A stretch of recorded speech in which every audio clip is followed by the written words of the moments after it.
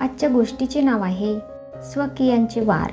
एका गजबजलेल्या गावातील एका जुन्या लोहाराच्या दुकानात सतत ठणठणाऱ्या हातोड्यांच्या आवाजात एके दिवशी एक अनोखी घटना घडली।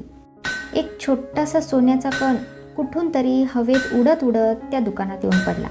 कदाचित एका सोनाराच्या दुकानातून किंवा कुठल्या तरी दागिन्यांच्या प्रक्रियेतील हरवलेला तो भाग होता। तो सोन्याचा कण एका कोपऱ्यात पडून होता, पण त्याच कोपऱ्यात पडलेल्या एका लोखंडाच्या कणावर त्याची नजर गेली। दोघांनी एकमेकांकडे पाहिले आणि एक अनोखा संवाद सुरू झाला, जणू काही जुन्या जन्माची ओळख असावी। सोन्याचा कण म्हणाला, दादा, आपले जीवन खरे तर सारखेच आहे।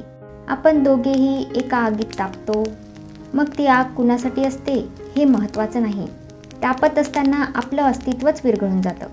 लोखंडाचा कण हळूच हसला, पण ते हास्य दुःखाने भरलेलं होतं।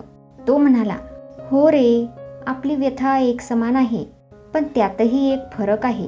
तुला जेव्हा हातोडा ठोकेल तेव्हा तो तुला फक्त आकार देतो, पण मला जेव्हा ठोकेल तेव्हा तो फक्त जखम देतो। पण खरे दुःख याचे आहे की तुला ठोकणारा हातोडा हा तुझा कोणीच लागत नाही, पण मला ठोकणारा लोखंडाचा हातोडा हा नात्याने माझा भाऊच लागतो। दुसऱ्याने दिलेल्या दुःखापेक्षा स्वकीयांनी दिलेला त्रास हा अगदी हृदयात वार करून जातो। सोन्याचा कण स्तब्ध झाला। का रे, इतका फरक आहे का आपल्यात?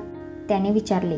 लोखंडाचा कण डोळ्यातली जळजळीत आग लपवत म्हणाला, दुखावणारे परके असतील तर सहन होतं, पण ज्या लोकांवर आपण प्रेम करत असतो, ज्या माणसांवर विश्वास ठेवतो, जे आपलेच वाटतात, जेव्हा ते आपल्याला दुखावतात तेव्हा त्याचा त्रास थेट आत्म्याला भिडतो।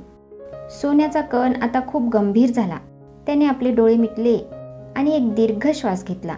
म्हणजेच खरं तापणं म्हणजे आग नाही, खरं तापणं म्हणजे आपल्याच लोकांनी दिलेला त्रास। त्या दिवशी सोन्याचा आणि लोखंडाचा कण खूप काही शिकले, एकमेकांना आधार दिला, कारण दोघेही तापलेले होते। पण एकाने तापलेलं शरीर सहन केलं आणि दुसऱ्याने तापलेलं मन। यावरून आपल्याला तात्पर्य मिळते, आपल्यावर संकट येतात त्याला आपण तोंड देऊ शकतो, पण जेव्हा आपल्याच माणसांनी आपल्याला दुखावलेलं असतं तेव्हा त्या वेदनेची जखम खोलवर जाते। ती वेदना अंगावर नाही, मनावर असते, आणि मनावरची जखम दिसत नाही, पण तीच सर्वात खोल असते।